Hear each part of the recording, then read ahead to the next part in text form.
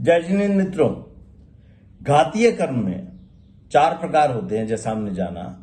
ज्ञानावर्णीय कर्म 5 प्रकार के, दर्शनावर्णीय कर्म 9 प्रकार के, मोहनीय कर्म 28 प्रकार के और अंतराय कर्म 5 प्रकार के। यानी 5 + 9 14 + 28 42 और अंतराय कर्म 5 प्रकार के 47।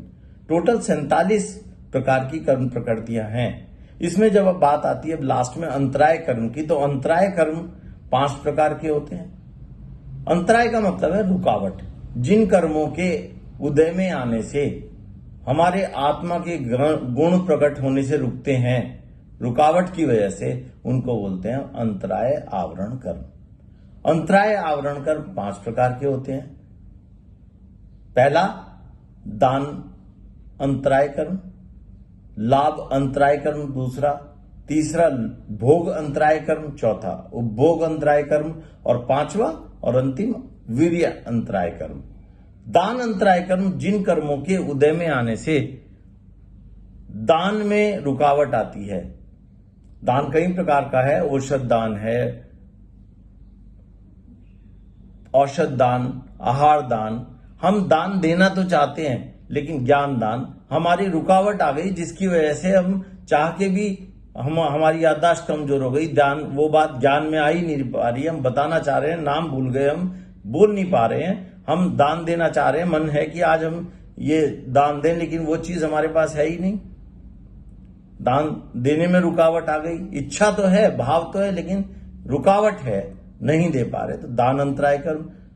लाभ अंतराय कर्म, हम जो कार्य कर रहे हैं वो कार्य में कुछ ऐसी रुकावट आ गई कि वो नहीं हो पा रहा, लाभ अंतराय कर्म के कारण है।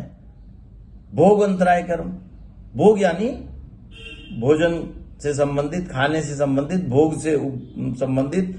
जैसे किसी के मान लो अगर टंग में कैंसर है और वो चाह के भी बेचारा खा नहीं सकता, सामने सारी चीजें लेकिन नहीं खा सकता, तो वो क्या है, वो ऐसे कर्म उदय में आ गए जिनकी रुकावट की वजह से भोग में अंतराय आ गया।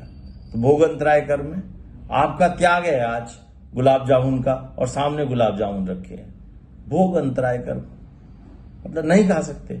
उपभोग अंतराय कर्म, किसी भी वस्तु को बार बार प्रयोग में जो आती है उसको उपभोग में कैटेगरी में आता है। जैसे ज्वेलरी है, मकान है, कोई भी चीज जो बार बार प्रयोग में आती है। अब आपके पास मकान तो है, लेकिन आपका पोस्टिंग इतनी दूर है, आप किराए के मकान में रह रहे हैं, उसमें रह ही नहीं सकते।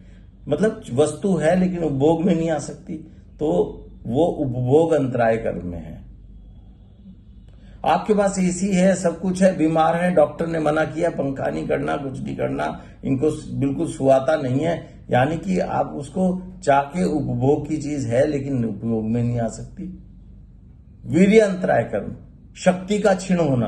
आपके पास भगवान ने आंखें दी हैं लेकिन आंख से दिखाई नहीं दे रहा।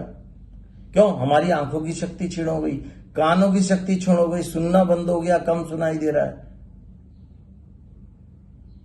स्पर्श इंद्रिय है, हम उसको छू के पता ही नहीं लगा पा रहे। टेस्ट है, तो जो उसके शक्ति के आवरण के कारण जिसकी वजह से हमारे शक्ति क्षीण हो जाती है, वो रुकावट आती है, वो हमारा वीर्य अंतराय कर्म का उदय है।